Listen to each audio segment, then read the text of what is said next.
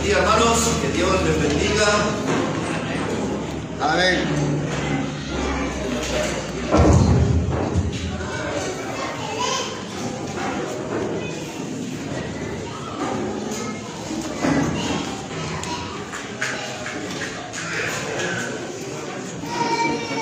Yo tengo batería de teléfono. Bueno, hermano Omar ya hizo un gran trabajo. Muchas veces le queda a los pastores hacer venir la gente hacia adelante. Qué difícil es desatornillarlos, que puedan venir aquí adelante. Pero hizo buen trabajo, así que están todos aquí cerca. Hace unos días en los programas de radio me olvidé de los lentes. No es que me olvidé, se me cayeron en el auto del hermano. Entonces, cuando ustedes veían el video, yo tenía mi Biblia ahí, así. Ni así veía. Y ahora también salí de mi casa y agarré el estuche, pero no tiene los lentes adentro.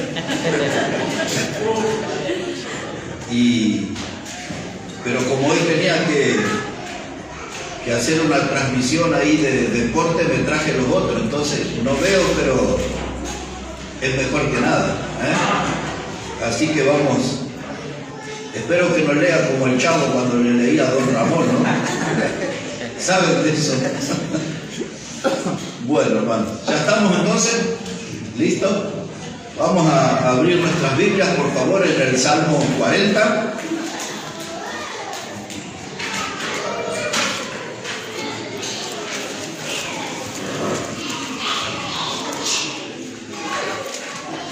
Ahí vamos a hablar esta mañana, hermanos, acerca de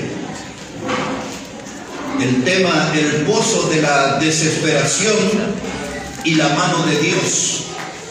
De eso quiero hablarles en esta mañana, acerca del pozo de la desesperación y la mano de Dios. Dice aquí el Salmo 40, pacientemente esperé a Jehová, y se inclinó a mí, y oyó mi clamor, y me hizo sacar del pozo de la desesperación, del lodo cenagoso, puso mis pies sobre peña, y enderezó mis pasos. Puso luego en mi boca cántico nuevo, alabanza a nuestro Dios. Verán esto muchos, y temerán, y confiarán en Jehová. Este es un salmo de David, quien le tocó vivir tiempos difíciles, tiempos de persecución por medio de Saúl, que anhelaba de verle muerto, porque Saúl veía en David a un competidor. Cuando David derrotó a Goliat en el campo de batalla, las mujeres coreaban que Saúl mató a sus miles, pero David mató a sus 10,000. Y eso no le gustó a Saúl. Su ego, su orgullo, le impulsó a perseguir a David y tratar de quitarle la vida. Sin embargo, David tenía un gran respeto por Saúl. David aún mismo pudo matarlo a Saúl si quería, y se lo demostró. En un día que Saúl dormía, David se le apareció y le cortó con el cuchillo del manto, y luego se lo mostró, diciéndole: yo podría haberte quitado la vida, pero Dios dice: no debes tocar al ungido. Y el rey era un oficio ungido por Dios. David le demostró a Saúl fidelidad y amor. Saúl mostró rencor y odio por David. David tuvo que ir a una cueva que se llamaba la cueva de Adulam, y dice que allí estaban todos reunidos los que estaban endeudados, dice la Biblia. A muchos de aquí podrían ir a esa cueva, ¿no? Dice los que estaban endeudados y los que estaban en amargura de espíritu. Y dice la Biblia que Dios los hizo a David jefe en esa cueva de todos. Miren qué gente, ¿no? Era el jefe de todos. Así que esos hechos demuestran tiempos difíciles de David, Pero este salmo también nos recuerda que nosotros podemos pasar por esos tiempos difíciles. Muchas veces nuestra vida va a estar sumergida en el pozo de la desesperación. Y todo lo que encontramos ahí habla el texto de lodo cenagoso, es decir, de un barro maloliente, apestoso. Y muchas veces nuestra vida va a estar en esa clase de sitios. Pero hay algo que tenemos que saber y en su momento reconocer, que Dios nos puede sacar del pozo de la desesperación. A veces es un problema económico, un mal negocio. A veces hacemos algo los cristianos que la Biblia nos prohíbe. Yo lo he hablado y seguramente lo volveré a hablar otra vez. No salga de garantía a otros.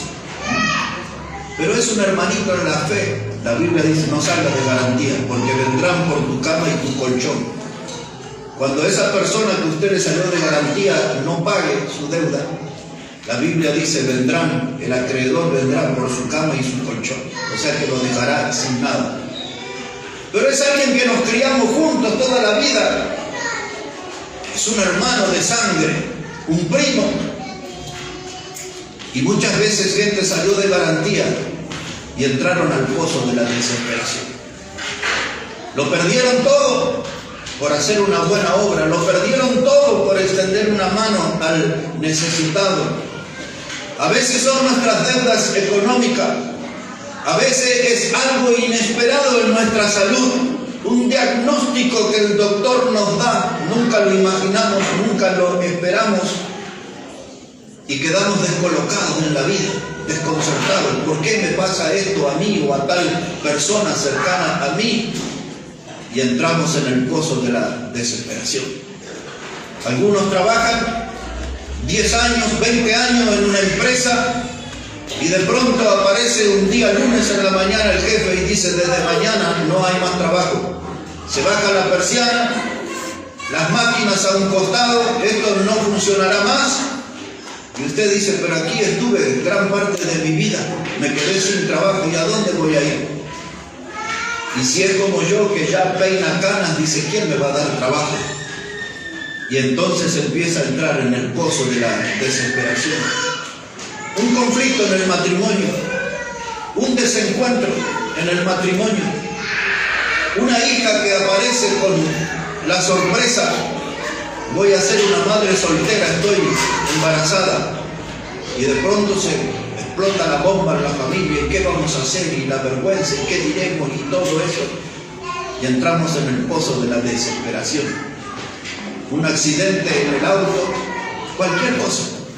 La vida tiene muchas cosas y el diablo también está muy activo para empujarnos a cada uno de nosotros al pozo de la desesperación.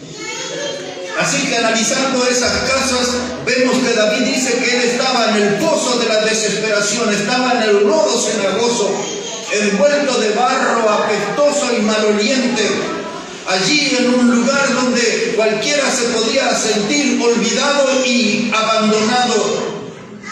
Pero ahora David viene para traernos buenas noticias. Él dice que esperó con paciencia en Dios y finalmente Dios oyó su oración. Dios vio su estado de desesperación y le extendió la mano. Y por eso esta mañana yo quiero plantear de este tema, en el pozo de la desesperación y la mano de Dios. Porque aún a ese lugar Dios extiende su mano. Aún en ese lugar de desesperación Dios quiere alcanzarnos y rescatarnos. La experiencia de David dice que Dios puso su pie sobre peña. Eso quiere decir que le puso en un lugar con buen cimiento, con buen fundamento. La Biblia enseña que el Señor Jesucristo es la peña. En el Antiguo Testamento era conocido como la peña de Oreb. En el Nuevo Testamento la Biblia enseña que Jesús es la peña, Él es la roca. Y nosotros estamos parados en ese fundamento, estamos en el fundamento seguro. No estamos apoyando nuestros pies sobre arena movediza, sino en la persona de Cristo. Él es nuestro fundamento, Él es nuestro sostén. De modo que lo que David cuenta ya lo experimentamos, el sentir nuestra vida segura en Cristo Jesús. Y ahora de la desesperación al cántico nuevo. No solo se sintió en un lugar seguro, ahora su alma podía expresar un canto de gratitud. Y algunos dirán, yo soy muy desentonado, muy desafinado, igual cante a Dios. Dios está mirando su corazón, no está mirando si usted da el tono exacto, la nota exacta. Usted cántele al Señor, exprese de corazón su gratitud. David dice, yo pude experimentar un cántico nuevo. Eso demuestra cómo ha cambiado mi estado de ánimo. Dios hizo la diferencia. Él extendió su mano. Él me sacó del pozo de la desesperación. Y ahora estoy cantando al Señor. Que nuestras voces a modo de coro puedan elevarse al cielo agradeciendo a Dios porque Él nos sacó del pozo de la desesperación. Amén. Un día miramos al horizonte, todo estaba oscuro. Un día atrapados en nuestros problemas buscábamos la puerta de salida, no la encontramos. Pero Dios extendió su mano y como dice la Biblia nos demostró que Él nunca llega tarde. Él viene, dice Hebreos 4:16. Para darnos oportuno socorro. Amén. Oportuno socorro. Cuando ya el agua me llegó al cuello, cuando mi alma comienza a desesperarse, Dios me da oportuno socorro y me saca del pozo de la desesperación. Y aquí, hermanos, nosotros tenemos que ser muy agradecidos a Dios. En esos tiempos de encierro, de pandemia, prácticamente no le faltó trabajo a ninguno de nuestros hermanos. Siempre estuvo el pan y la sopa y algo más en la mesa. Dios fue bueno en todo ese tiempo. Amén, pastor. Y ahora mismo todos están sobrecargados de trabajo. Estamos lejos del pozo de la desesperación. La estadística habla de un país con 25 millones de pobres, pero los nuestros aquí todos tienen trabajo, todos comen.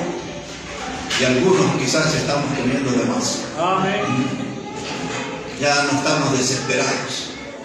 Hay que agradecerle a Dios por eso, hermano. Pero también hay que recordar que cada vez que el diablo nos empuja al pozo de la desesperación, la mano de Dios vuelve a extenderse para volver a sacarnos y demostrarnos que Él nunca llega tarde.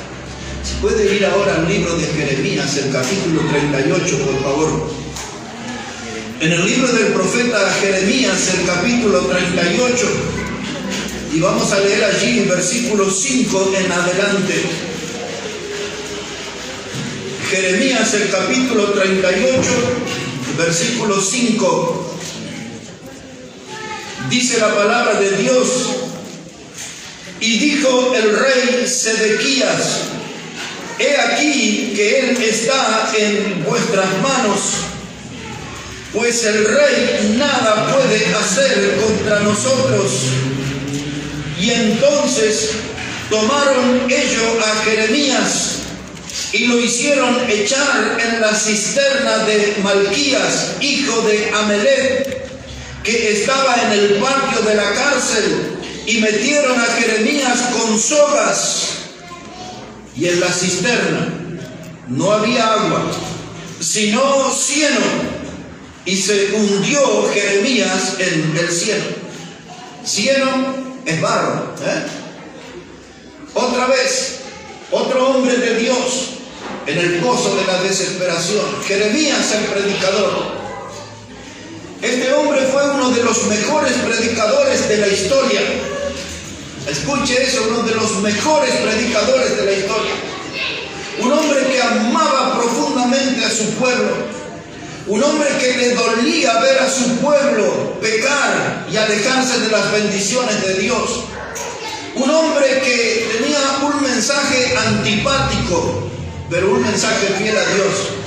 Él le anunciaba al pueblo sobre el cautiverio, sobre la esclavitud que iba a venir sobre ellos por haberse rebelado a Dios y desobedecido la palabra de Dios, al punto que aborrecieron la palabra de Dios.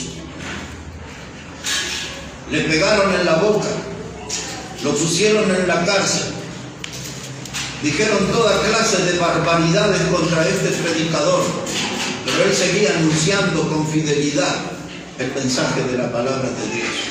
Y ahí terminó, en este capítulo, en un pozo de barro, en el pozo de la desesperación. en un barrio apestoso y maloliente, un ámbito solitario. Allí pusieron al hombre de Dios, así le pagaron al hombre de Dios. Y a través de la Biblia y de la historia, cada vez que un varón de Dios se levantó para dar el mensaje del Señor, ha sido perseguido.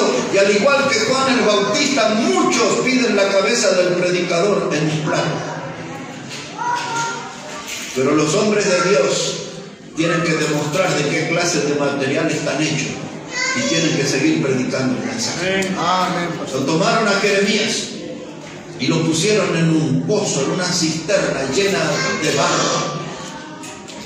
Y allí en el pozo de la desesperación, él vio la mano extendida de Dios. Observe esto, por favor, versículo 8 en adelante. Dice la palabra de Dios, verso 8, dice: y Ebed-Melech salió de la casa del rey y habló al rey diciendo: mi señor el rey, mal hicieron estos varones en todo lo que han hecho con el profeta Jeremías, al cual hicieron echar en la cisterna, porque allí morirá de hambre, pues no hay pan en la ciudad. Y entonces mandó el rey al mismo etíope, Ebed-Melech, diciendo: toma en tu poder 30 hombres de aquí y haz sacar al profeta Jeremías de la cisterna antes que muera. Y tomó Ebed-Melech en su poder a los hombres y entró a la casa del rey debajo de la tesorería y tomó de allí trapos viejos y ropas raídas y andrajosas y las echó a Jeremías con sogas en la cisterna. Y dijo el etíope Ebed-Melech a Jeremías: pon ahora esos trapos viejos y ropas raídas y andrajosas bajo los sobacos y debajo de las sogas. Y lo hizo así Jeremías. Y de este modo sacaron a Jeremías con sogas y lo subieron de la cisterna, y quedó Jeremías en el patio de la casa. Ebed-Merodach, un hombre inesperado, un protagonista que nadie lo tenía en cuenta, un hombre de piel oscura, un etíope, alguien que nadie hubiese reparado. Ese fue el hombre que se movió por el predicador. Y fue delante del rey y le dijo: rey, han hecho mal los hombres en poner al predicador ahí. Él no tiene que estar en el pozo de barro, no tiene que estar en el pozo de la desesperación. Hay que sacar a ese hombre de ahí. No podemos privarnos de ese predicador, no puede morirse de hambre allí. Ebed-Merodach habló de tal modo al rey que lo conmovió y le dice: llévate 30 hombres y saca a Jeremías de ahí. Del modo menos esperado, Dios extendió su mano y el predicador salió del pozo de la desesperación. En nuestra vida sucede igual y sucederá siempre igual, porque Dios tiene sus caminos que son diferentes a los nuestros y Dios tiene sus planes que son diferentes a los nuestros. Y no es de la forma caprichosa que nosotros creemos o queremos saldremos de los problemas. Dios nos saca a su manera del pozo de la desesperación. Aquí contó con un hombre etíope. A la vista de los hombres no era el más indicado, no era un hombre distinguido, era una persona común. Y ese fue el instrumento de Dios para extender su mano y sacar al predicador del pozo de la desesperación. Ahora volamos hacia Génesis, el capítulo 37. Hacia allí vamos para buscar un hombre que fue de los mejores cristianos en la Biblia. Aquellos que les gusta hablar de top 5, top 10, ahí estaba entre esos primeros. De los mejores creyentes en la historia, su nombre era José. Mire cómo dice la palabra de Dios aquí en Génesis, el capítulo 37. Si alguien aquí no conoce la historia, él era el menor de un grupo de hermanos. Él era un hermano odiado. El padre lo tuvo en su vejez. Jacob ya era viejo cuando nació José y era su hijo preferido. El hijo preferido siempre en una familia es el hermano odiado. Todos los padres deben amar y tratar igual a sus hijos. Pero aquí sucedía esto. Jacob tenía su preferencia por el menor, sus hermanos lo odiaban, lo aborrecían, no lo podían ni ver. Y un día José salió a buscar a sus hermanos al campo y finalmente dio con ellos. Y así llegamos al 37, verso 19, observen. Y dijeron uno al otro: he aquí viene el soñador. José era el soñador. Y ahora pues venid y matémosle. Eso dijeron sus hermanos. Venid, matémosle y echémosle en una cisterna, y diremos: alguna mala bestia lo devoró, y veremos qué será de sus sueños. Cuando Rubén oyó esto, lo libró de sus manos y dijo: no lo matemos. Y les dijo Rubén: no derramaréis sangre, echadlo en esta cisterna que está en el desierto, y no pongas manos en él, por librarlo así de sus manos, para hacerlo volver a su padre. Y sucedió pues que cuando llegó José a sus hermanos, ellos quitaron a José su túnica y la túnica de colores que tenía sobre sí, y le tomaron y le echaron en la cisterna. Pero la cisterna estaba vacía y no había en ella agua. Dice la Biblia, una cisterna en el desierto. No había nadie en ese lugar. Y tomaron al joven varón de Dios, sus propios hermanos, que tenían planes criminales, que querían darle muerte. José era un hombre distinguido aún por su padre, por eso dice el texto, él tenía una túnica de colores, y eso era motivo de celos y de envidia de sus hermanos también. Esa preciosa túnica hizo que los hermanos le aborrecieran también, y lo tomaron al jovencito, unos 17 años por aquellos días, 17 añitos, y lo tiraron en una cisterna en el desierto, que se muera ahí. La historia es larga y la historia es impactante. Allí viene una caravana con madianitas, de esas tribus nómades que se mueven en el desierto, y allí venían, y uno de ellos, como buen judío, dice: hagamos negocios, saquemos a nuestro hermano y vendámoslo. Y lo vendieron al hermano como esclavo. Lo sacaron de esa cisterna, del pozo de la desesperación, y quisieron meterlo en otra situación complicada y lo vendieron como esclavo, y así llegó a Egipto como esclavo.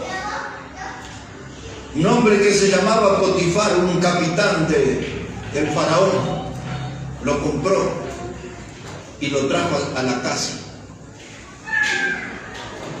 Según la historia, no en la Biblia, Potifar era un hombre eunuco. Era un hombre que tenía a su esposa, pero no había intimidad entre ellos, porque ellos estaban imposibilitados físicamente. Su mujer le echó el ojo al joven José, un hombre encantador. La Biblia dice que Dios siempre estaba con él, siempre Dios estaba con él.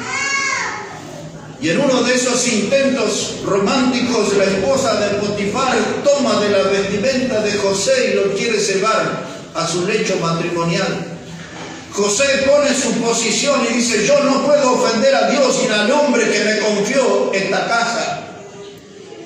Y la mujer comenzó a dar voces y lo acusó a José de que él quiso abusar de ella, y lo enviaron a la cárcel. Otro pozo de desesperación, otra tremenda injusticia sobre el joven varón de Dios. Pero la Biblia dice: mas Jehová estaba con José. En el pozo de la desesperación, en la cárcel donde ese varón iba, Dios estaba con él. Fue un hombre sometido a las pruebas más duras, más difíciles. Como le dije, es de los mejores creyentes que vemos en la Biblia. Un hombre que en la adversidad mantuvo su fe en Dios, su confianza en Dios. Un hombre que supo habitar en el pozo de la desesperación, pero supo ver también la mano de Dios sacándolo cada vez. Y luego de eso, José puede revelar unos sueños. Y como Dios es justo, ese es uno de sus atributos, Dios es justo, llegó a ser el segundo hombre después del faraón. Y él mismo, si usted no conoce esa historia, vino una gran hambre sobre la tierra y los mismos hermanos que lo querían matar y que lo vendieron como esclavo, tuvieron que venir ante él para pedir comida para ellos y salvar la vida de ellos y de la familia y llevar comida a su pueblo. José tuvo encuentro con sus hermanos, pero sus hermanos nunca se habían dado cuenta que era él. Y José les llenó de favores a ellos. Y ahora al final de la lección, en Génesis, el capítulo 50, observe por favor, porque ahí está lo que yo quiero que usted aprenda esta mañana. En Génesis, el capítulo 50, este es el final de cómo Dios sacó a José del pozo de la desesperación y lo puso en un lugar de privilegio.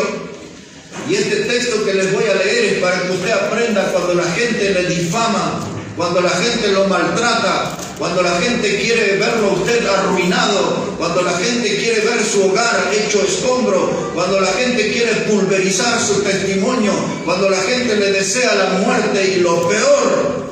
Esto es lo que yo quiero que usted aprenda en esta mañana. Dice aquí Génesis 50, versículo 20. José es el que está hablando y dice estas palabras: vosotros pensasteis mal contra mí, mas Dios lo encaminó a bien para hacer lo que vemos hoy, para mantener en vida a mucho pueblo. Dice José: lo que vosotros pensasteis mal contra mí, Dios lo encaminó para bien. Hermano, muchas veces, literalmente, usted sentirá que le arrancan la piel. A veces en su familia, a veces en su ámbito de trabajo o de estudio. Y quizás alguna vez usted tenga esa experiencia dolorosa en la misma congregación, en la misma iglesia, donde va a sentir a alguien que le saca el cuero, le saca la piel. Alguien que le quiere hacer daño. Pero todo el mal que la gente piensa contra nosotros, Dios lo encamina para bien. Va a llegar el momento que Dios lo encamina para bien. ¿Cuándo será eso? Cuando Dios extiende su mano y nos saca del pozo de la desesperación. Porque a veces a través de experiencia dolorosa es donde nosotros aprendemos y crecemos. A veces a través de experiencias dolorosas es donde nosotros aprendemos a reconocer a Dios verdaderamente. Amén. Hay una escuela. Por eso en el año 2013 yo escribí un libro que se llama La Escuela del Sufrimiento. Si no lo tiene que tener. Se lo puedo regalar con mucho gusto. La Escuela del Sufrimiento. Y ahí en esa escuela donde aprendemos. Y ahí en esa escuela donde conocemos y reconocemos a Dios. Y podemos experimentar su mano poderosa sacándonos del pozo de la desesperación. Amén. Jeremías salió de ese pozo, David salió de ese pozo, José salió de ese pozo. Pero también Elías, el gran predicador, un héroe de la fe, también estuvo visitando ese pozo de la desesperación. Dé una mirada conmigo, primer libro de los Reyes, el capítulo 19. El primer libro de los Reyes, el capítulo 19, versículo 4. Elías, un gran predicador, Dios había respaldado su ministerio, su predicación con fuego del cielo. Escuchen eso los que son más nuevos en la fe. Dios envió fuego del cielo para respaldar al predicador. Él tuvo que enfrentar a los falsos profetas de Baal. Y después que él quitó la vida a esos falsos profetas, la esposa del rey comenzó una persecución contra él e hizo un juramento que no iba a descansar hasta literalmente cortarle la cabeza. Elías entró en un momento de lucha, quizás de confusión interior. Y después de haber matado casi 900 falsos profetas, ahora le tuvo miedo a una mujer. Bueno, los varones saben, son bravos las mujeres, ¿no? Pero esa lo hizo huir al gran predicador. Y en esa huida, lo que vamos a leer es lo que sucedió. Observe, Primera de Reyes 19:4. Dice la palabra que Elías, él se fue por el desierto un día de camino y vino y se sentó debajo de un enebro y deseando morirse, dijo: basta ya, oh Jehová, quítame la vida, pues no soy yo mejor que mis padres. Y echándose debajo del enebro, se quedó dormido. Y aquí luego un ángel le tocó y le dijo: levántate y come. Entonces él miró, y aquí a su cabecera una torta cocida sobre las ascuas y una vasija de agua, y comió y bebió y volvió a dormirse. Y volviendo el ángel de Jehová la segunda vez, lo tocó diciendo: levántate y come, porque largo camino te resta. Ahí está el predicador, huyendo. Entró en un pozo anímico, entró en el terreno del desaliento, entró en lo que hoy modernamente se le llamaría en un estado de depresión. Y esto me gustaría que pudieran aprender también. Después de grandes éxitos pueden venir grandes derrumbes. Después de grandes éxitos, de altos estados de ánimo, pueden venir estados de depresión. Pasó con David, venció a Goliat y luego terminó en la cueva de Adulam. Pasó con Elías, mató a todos los falsos profetas y ahora terminó debajo de un enebro. Y así podemos ver con Jonás, que terminó predicando y ganando a todos los ninivitas para Cristo, y luego terminó bajo una calabacera, enojado con Dios porque un gusano se comió la calabacera. Y así podemos citar muchos hombres en la Biblia. Así que cuando algo me va muy bien en la vida, tengo que prepararme, porque después puede venir el descenso, el pozo, y de ahí Dios me va a sacar otra vez. Volviendo aquí a Elías, él en su desesperación le dice: Dios, quítame la vida. Ya estoy calmado, no tiene sentido la vida, ya no tiene, me está esta mujer persiguiendo, me quiere matar, me quiere cortar la cabeza.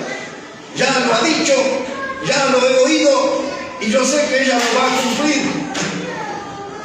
Y allá vio un árbol, un enebro, dice la Biblia, y ahí se mete a la sombra del enebro y se desploma anímicamente. Un enebro es una figura de los lugares donde el diablo nos lleva para deprimirnos y quitarnos las ganas de vivir. Escuche eso. Un enebro es la figura de un lugar donde el diablo me lleva para quitarme mi ánimo y quitarme las ganas de vivir. Siempre un enebro se va a cruzar en nuestro camino. Un lugar donde experimentaremos el desaliento, el desánimo. Un lugar donde nos sentiremos deprimidos, olvidados y abandonados. Un lugar donde nos sentiremos nada, un don nadie verdadero. Y en esa soledad vamos a pedirle a Dios que nos quite la vida. Van a aparecer los deseos de morirnos. Un enebro es un árbol y es un lugar donde produce sombras, oscuridad. Y a ese lugar es donde el diablo nos empuja, a un lugar oscuro, a un lugar solitario, un lugar frío. Y ahí es donde el diablo es un especialista en atacarnos. ¿Por qué usted no debe alejarse de la casa de Dios? Porque cuando estamos todos juntos sabemos mejor cómo defendernos del diablo. Amén. Pero si el diablo nos logra separar, así como un carbón encendido se aleja del fuego, al poco tiempo se apaga. Y cuando nosotros nos alejamos de la congregación, de la comunión con los hermanos, nuestra vida se va a ir apagando. En los momentos de debilidad espiritual y en los momentos donde falta la comida, son los momentos ideales para que el diablo nos ataque. Y ahí estaba Elías, el gran predicador, se los dije, el hombre que Dios respaldó con fuego desde el cielo, su predicación, su ministerio, su trabajo. Y ahí estaba queriendo morirse. Pero Dios lo vio allí y le extendió su mano. Dios dijo, ahí hay un bautista, mire, ¿cómo puedo yo, dice el Señor, conquistar a un bautista? Yo le doy comida y agua y el bautista es feliz. Por eso donde hay comida los bautistas estamos contentos siempre. Usted ya notó eso, Yo veo comida y me transformo, los ojos me cambian, parece un brillo especial. Dios sabe cómo conquistar a los bautistas y mandó a su ángel, llévale comida a ese pobre bautista, levantarle el ánimo. Y ahí vino el ángel y lo tocó y le dijo, levántate y come. ¿Y cómo reaccionó Elías? Como buen bautista, y comió y tomó agua y se echó a dormir como buen bautista. Pero vino el ángel por segunda vez, y aquel hombre que minutos antes deseaba morirse, ahora el ángel viene por segunda vez y lo despierta y le dice, levántate y come, porque el largo camino te espera. ¿Sabe lo que eso quiere decir? Aquí no termina tu vida debajo de la sombra de un enebro. Aquí no termina tu vida en la soledad, en la oscuridad, en la tiniebla. Aquí no termina tu vida, aquí Dios viene para extender su mano, sacarte de este pozo de desesperación y para decirte, tienes mucho trabajo para hacer, largo trabajo te espera. Él todavía tenía que instalar al profeta Eliseo en su ministerio, tenía que instalar al rey Jehú, tenía otro rey más para ponerlo en su lugar. Largo trabajo te espera. Y cuando Dios, hermano, nos visita y extiende su mano y nos saca del pozo de la desesperación, nos indica todo el trabajo que tenemos que hacer todavía para gloria y honra de su nombre. Amén. Yo recuerdo en ese septiembre del 2014 en Santa Cruz de la Sierra, cuando esa junta de 9 médicos dijeron, miren que le queda un año de vida nada más. Recuerdo en el mes de febrero del año 2015 en Santa Cruz de la Sierra, cuando un experimentado doctor dijo, si usted no hace esto, otro, le queda un año de vida. Y empecé a escuchar un coro de médicos en Bolivia y acá, y todos un año, y un año, y un año. Así que estuve en el pozo de la desesperación. Pero ya estamos en el 2022. Y aquí estamos. Un poco mal, pero estamos. Aquí estamos. Yo puedo hablar cómo vi la mano de Dios sacándome del pozo de la desesperación. Y también sentí el olvido de mucha gente, de grandes predicadores que compartimos durante décadas púlpitos, viajes por tantos países, conferencias, y fuimos protagonistas de grandes eventos. Todos se empezaron a olvidar y a hacerme bien importante. Cuando comenzamos hace 5 años aquí, empezamos a cantar nuestras alabanzas aquí, los coros que tenemos, con sus raíces bolivianas, y empezamos a hacer el primer video con 2 alabanzas. Y entonces la gente empezó a escribir, este dejó la sana doctrina y mire y anda ahí carnavaleando y qué sé yo, y no sabe tantas cosas. Empezaron a decir tantas cosas y a inventar historias y fabricar historias, y otros decían que ya me había vuelto un diputado, que era un líder político, no sé. Y entre otras cosas hasta dijeron que era millonario. Bueno, así. Pero la gente ha dicho tantas cosas. El tiempo pasó. El pozo de la desesperación quedó a un costado. La gente se alejó. Mucha gente dijo, nunca faltó comida en mi mesa. Nunca me faltó dinero. Nunca me faltó nada de eso. Dios siempre extendió su mano y me libró del pozo de la desesperación. Amén. ¿Y por qué estoy contándole esto? Porque todo eso nos puede pasar a nosotros. O usted puede empezar a entender por qué ya le pasó eso alguna vez. Pero no fue la última vez, eso puede volver a pasar. Y usted tiene que volver a recordar que el brazo de Dios es un brazo largo y siempre llega hasta el pozo de la desesperación y nos rescata y nos saca de ese lugar. El hermano Omar preguntó ahí, dice, Dios es bueno. Claro que es bueno, hermano, si nos ha sacado del pozo de la desesperación, y lo volverá a hacer, y volveremos a experimentar su mano bondadosa extendida hacia nosotros. Dios nos libra del pozo de la desesperación. Anoche conté una historia, la voy a resumir un poco ahora. Y con eso vamos a ir hasta el final del mensaje. Si puede ir al libro de Job, por favor, el capítulo 2. Antes del libro de los Salmos, ahí va a encontrar el libro de Job. El capítulo 2.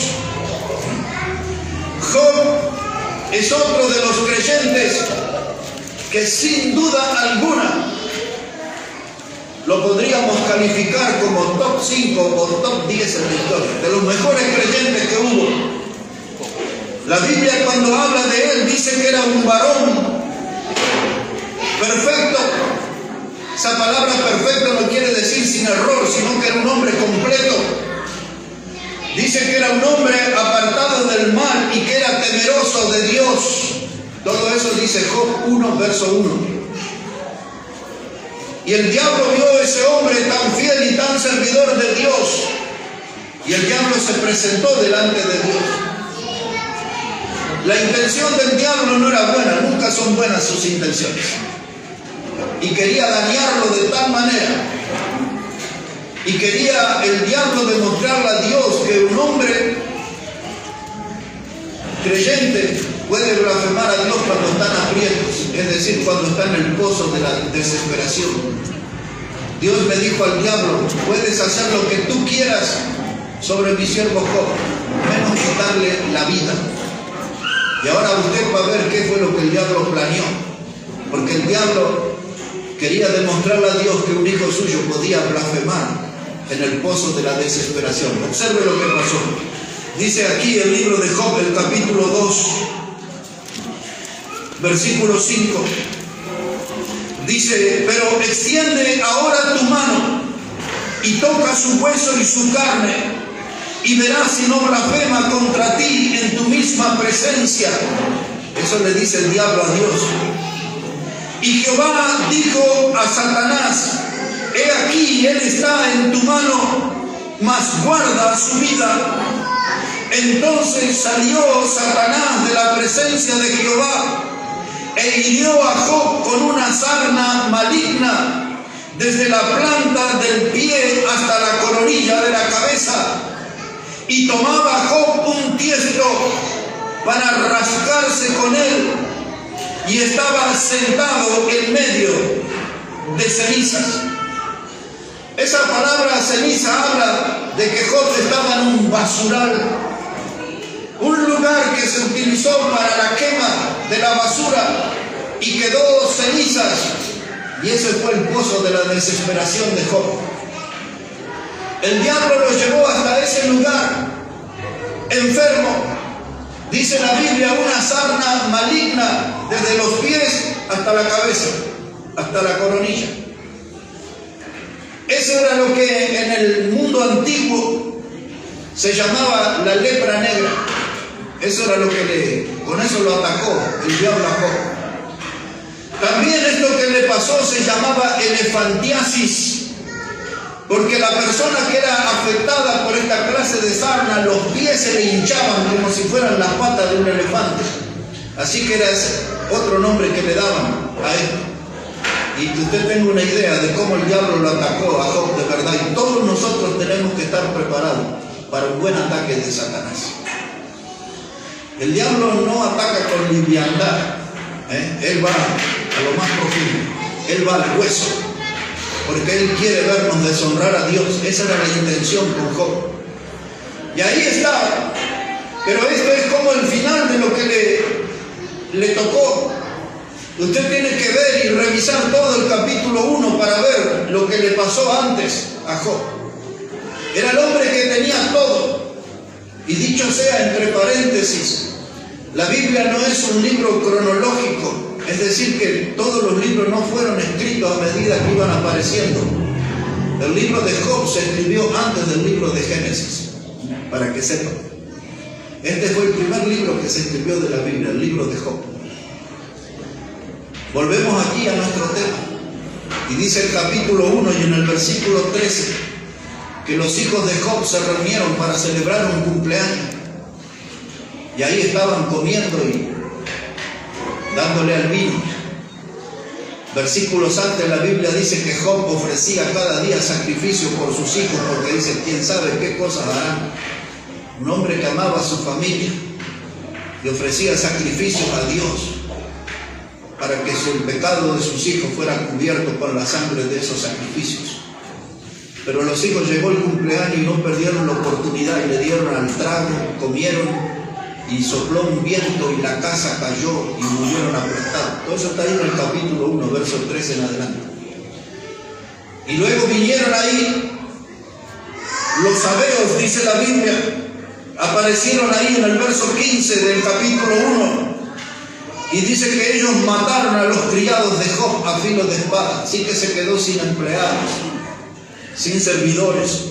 Dice el versículo 16 del capítulo 1 que todavía alguien le estaba contando eso y descendió fuego de Dios y cayó del cielo y quemó las ovejas.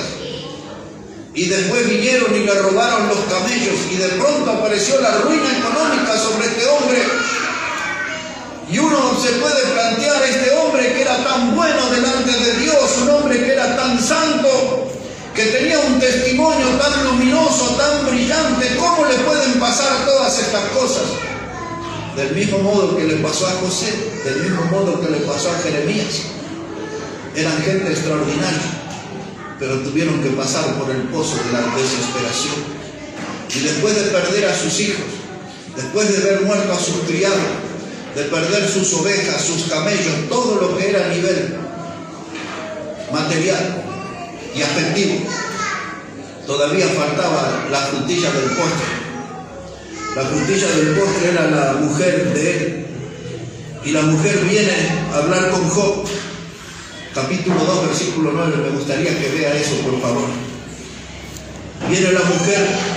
Dice, entonces le dijo su mujer, ¿aún retienes tu integridad? Maldice a Dios y muérete. Uno dice, bueno, ahí viene mi esposa, estoy aquí con todas estas armas, se va a acercar, me va a hacer unos mimos, me va a dar una voz de aliento, me va a expresar su cariño. Le digo, ¿aún retienes tu integridad? ¿Todavía tienes confianza en Dios?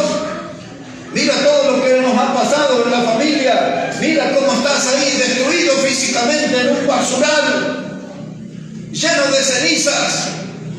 ¿Por qué no maldices a Dios y te mueres ahí?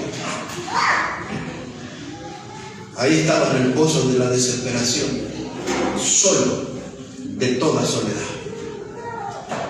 Y de pronto aparecen viejos amigos. Y usted va a descubrir que esos amigos que aparecen son de los que nosotros decimos. Con amigos como estos, ¿para qué quiero enemigos? Y ellos vinieron con la apariencia de ayudarlo, pero vinieron para juzgarlo. Eran amigos que tenían un diagnóstico equivocado, porque en el mundo antiguo y hasta nuestros días, la gente ve a alguien con una deformación física o algo y dice, este porque pecó o pecaron sus padres. Jesús estaba frente a un hombre ciego y la gente le preguntó, ¿quién pecó, este o sus padres? Porque ¿por qué es ciego? ¿Por algo que él hizo o por algo que hicieron sus padres? Y mucha gente juzga así. Sus amigos pensaron que al ver a Job era el castigo de algún pecado que había cometido. Ellos eran totalmente ignorantes de que era el diablo que los había atacado y que Dios tenía conocimiento que el diablo iba a hacer ese ataque. Pero observe cómo reaccionan sus amigos. Aquí en el capítulo 2, versículo 13, versículo 11, disculpe, dice la palabra de Dios, Job 2, verso 11. Y 3 amigos de Job, Elifaz, Temanita, Bildad, Subita y Sofar, Naamatita, luego que oyeron todo este mal que le había sobrevenido, vinieron cada uno de su lugar, porque habían convenido en venir juntos para condolerse de él y para consolarle, los cuales alzando los ojos desde lejos no lo conocieron y lloraron a gritos, y cada uno de ellos rasgó su manto, y los 3 esparcieron polvo sobre su cabeza hacia el cielo, y así se sentaron con él en tierra por 7 días y 7 noches, y ninguno hablaba palabra, porque veían que su dolor era muy grande. ¿Entiende lo que pasó? Ahí estaba Job en el basural, rodeado de cenizas, en el pozo de la desesperación, y vinieron sus amigos y lo vieron y no lo reconocieron. Su cuerpo estaba desfigurado por el maltrato al que el diablo lo había sometido, y sus amigos se quedaron sin palabras, se quedaron mudos, no sabían qué hacer, rasgaron su manto, tomaron ceniza, tiraron al cielo y se sentaron 7 días, una semana, sin hablarle nada, porque veían que el dolor era muy grande. Y fue lo mejor que hicieron no haber hablado, porque cuando abrieron la boca dijeron barbaridades. Pero no tengo tiempo para contarles la historia de sus amigos. Sí tengo tiempo para contarles cómo Dios extendió su mano y lo sacó del pozo de la desesperación. Observen, Job capítulo 42. Dice así la palabra de Dios, el libro de Job, el capítulo 42. Si usted lee el versículo 7, ahí está el castigo de Dios para los amigos de Job, por haberse comportado mal, tener un diagnóstico equivocado, hablar erradamente sobre Job, y Dios les castigó. Pero ponemos en la mirada en lo que Dios hizo con Job en el versículo 10. Dice el versículo 10: y quitó Jehová la aflicción de Job cuando él hubo orado por sus amigos, y aumentó al doble todas las cosas que habían sido de Job. Y vinieron a él todos sus hermanos y todas sus hermanas y todos los que antes le habían conocido, y comieron con él pan en casa, y se condolieron de él y le consolaron de todo aquel mal que Jehová había traído sobre él. Y cada uno de ellos le dio una pieza de dinero y un anillo de oro. Y bendijo Jehová el postrer estado de Job más que el primero, porque tuvo 14,000 ovejas, 6,000 camellos, 1,000 yuntas de bueyes y 1,000 asnas, y tuvo 7 hijos y 3 hijas. Y ahí está, hermano. Dice que Dios le puso punto final a la aflicción de Job en el versículo 10. Y dice ahí que Dios le aumentó al doble todas las cosas.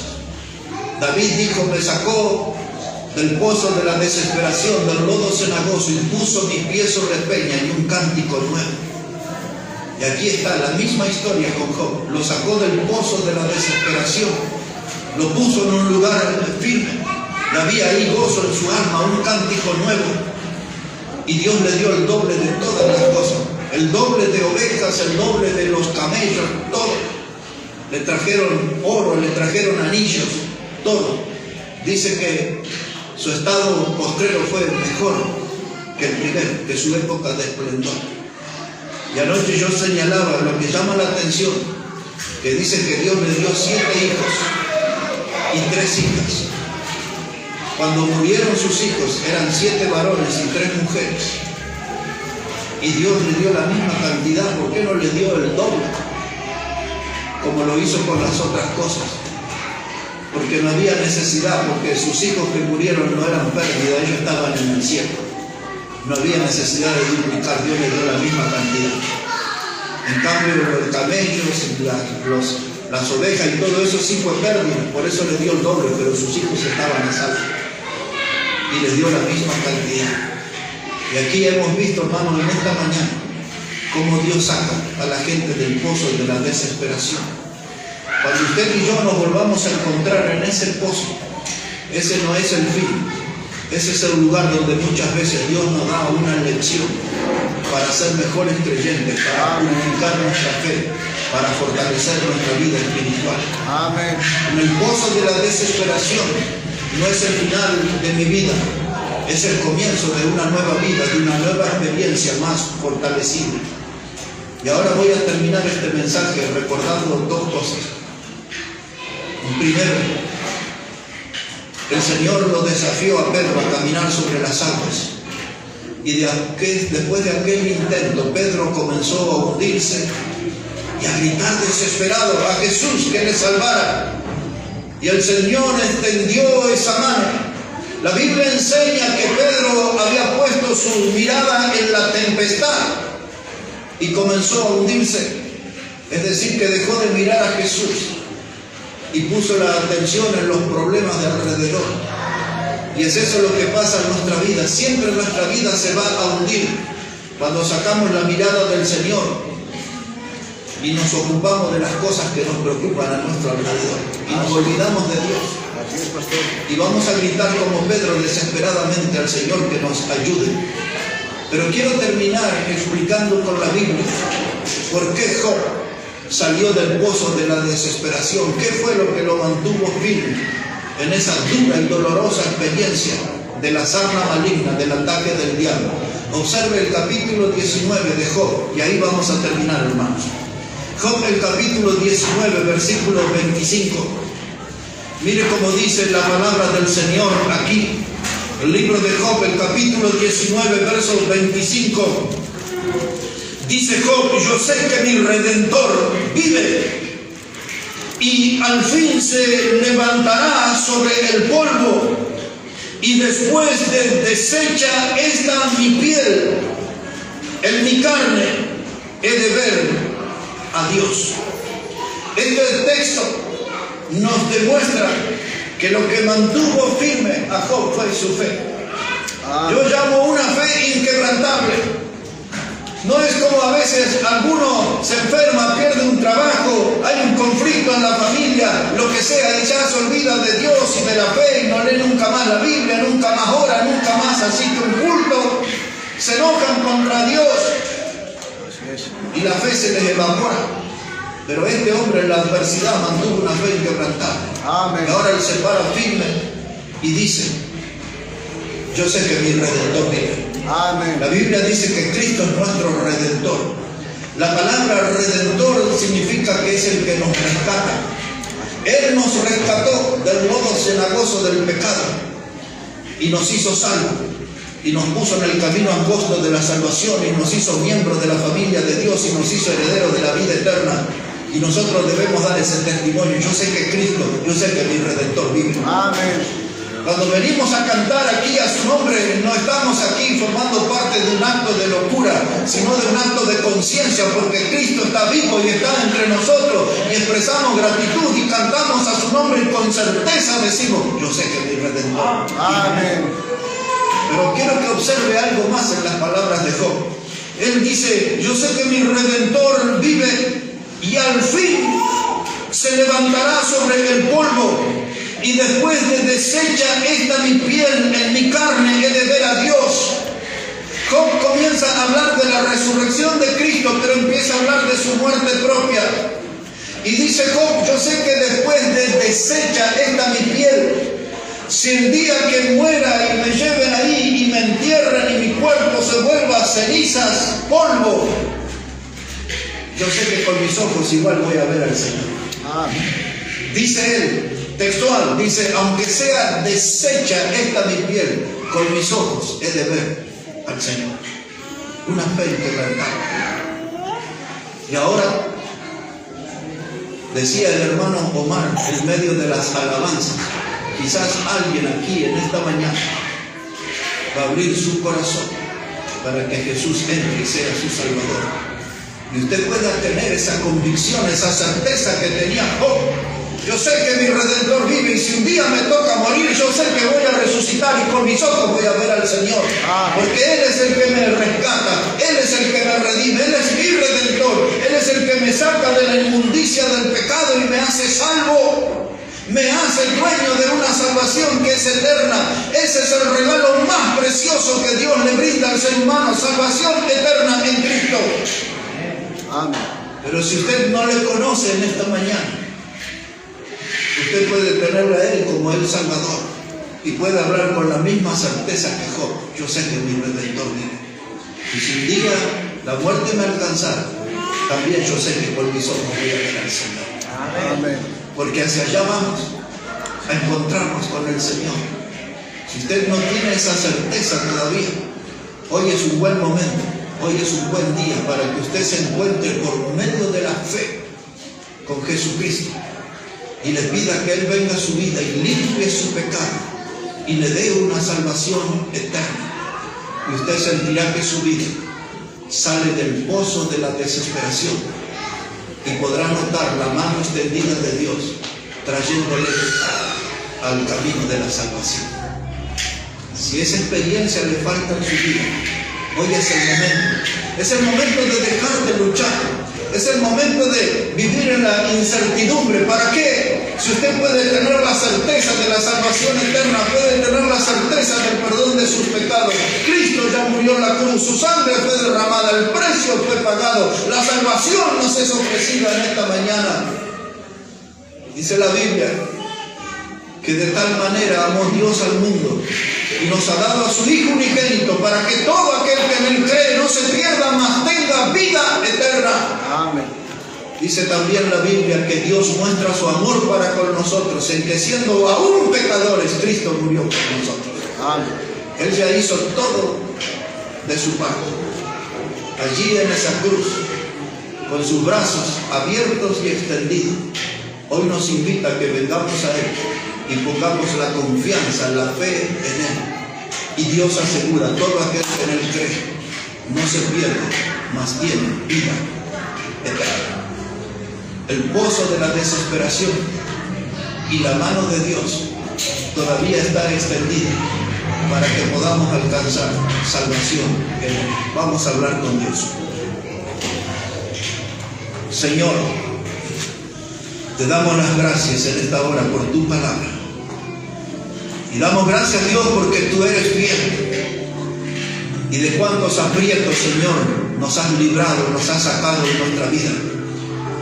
Y podemos dar ese testimonio de que hemos visto tu mano extendida más de una vez, sacándonos del pozo de la desesperación.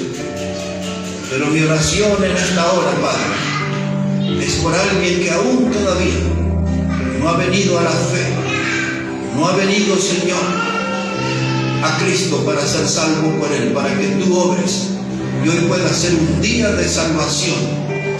Hoy alguien más pueda sumarse a nosotros y decir: yo sé que mi Redentor vive, yo sé que Jesús me salvó. Tú eres bueno, Dios, y pedimos que tu misericordia y que tu gracia salvadora, Señor, pueda manifestarse en esta mañana aquí, en este lugar. Bendice tu palabra, Padre, y bendice nuestras vidas. Todo esto lo pedimos en el precioso nombre de Jesucristo. Amén y amén. Dios bendiga su vida, hermano. Hermano Omar va a venir para la parte final de nuestra reunión.